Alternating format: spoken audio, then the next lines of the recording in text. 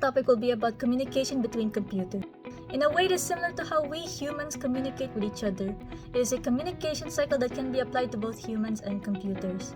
We have the sender of the message, which is seen in the form of inputs and when the computer outputs something. We have the message itself, which is the process or task given by the input. We have the receiver of the message, which is the computer receiving the task through the input and receiving an output from said input. There's the channel, which serves as the medium of communication, such as the internet and the various applications and networks. These concepts can be applied to how computers communicate with each other. One computer inputs the process or task it wants the other to do, and the other computer receives the task and sends back the output back to the original sender. A constant cycle of sending and receiving inputs and outputs, all through the medium we know as the World Wide Web. Good day, everyone. I'll be talking about an essential aspect of our digital world, how computer service and clients work together to make the internet many online services possible. Let's start with some definitions. A server is like a powerhouse computer that stores and manages data, while a client is a device like your computer or smartphone that requests and receives information from the server. You might be wondering on how their communication works. The interaction between servers and client is similar to a conversation. When you open a web browser and type in website address, your device becomes the client. It sends requests to the server hosting the website. The server processes the request, retrieves the unnecessary information, and sends it back to the client, displaying the web page on your screen. Let's proceed to the type of servers. There are various types of servers, and each with a specific rule. For example, web servers host websites, mail servers handle emails, and file servers store and manage files. Moving on to the client's device.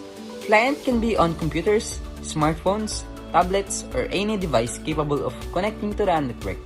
They use applications or browsers to communicate with servers. If you have any questions, feel free to ask. So the first part of this video, it states that computers and humans are quite similar when it comes to communication.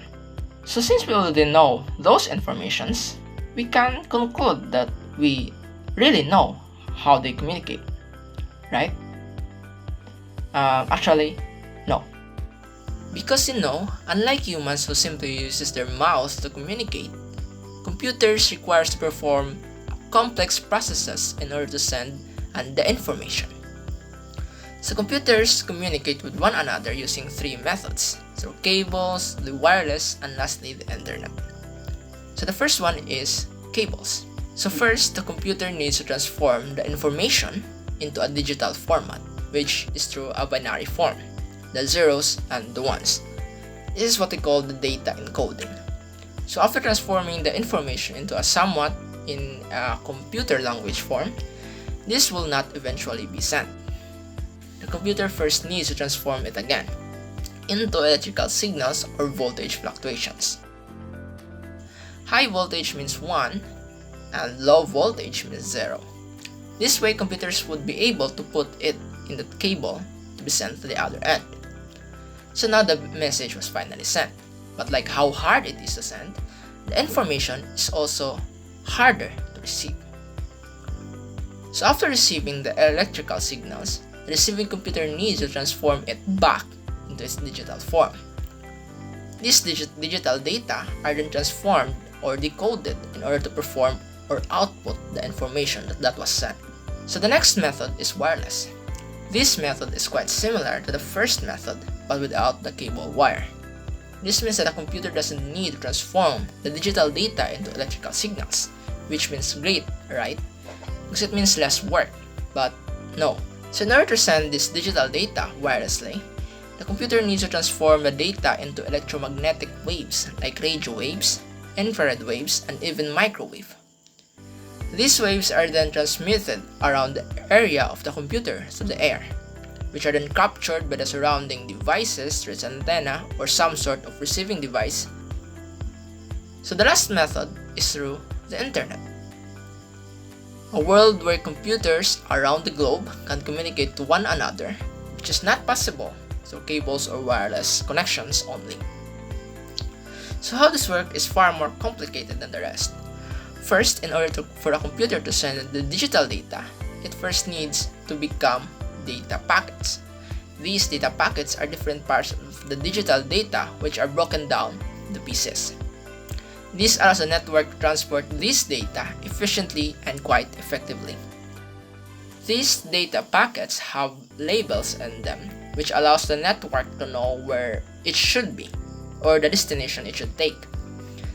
So these said networks are managed by ISF, or the Internet Service Provider like the Converge, the PLDT, who has the different devices that allows to transport this data around the globe.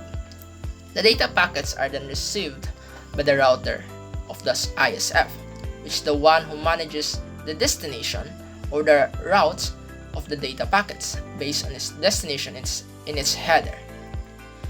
If the destination is outside the specific ISF network, the router would then send the data packets to different networks of different ISF. So this process continues until it reaches the right ISF in its destination. The router of that ISF then reads the information of the data packets. It will then send the data packets to its final destination, the receiving computer, based on the IP address that was stated in the header of the data packets. So the receiving computer will then transform these data packets back to its digital form and rearrange them back together, since the data packets are just pieces of the original digital data, so the computer needs to rearrange them again. So finally, the receiving computer will now be able to translate the said data. So that's how computers communicate with one another. It is quite similar to how we communicate, but it's far more complex. That's all, and thank you for watching. My name is Hannah Villanueva, and I discussed how communication between computers work. This is Cedric John Makiling, reporting how clients and servers works in computer. Thank you. Hello, I am Darangelo Villamana, and I am the one who reported the last part, the part where it explains the specific things about the computer communications. Thank you for watching, and God bless.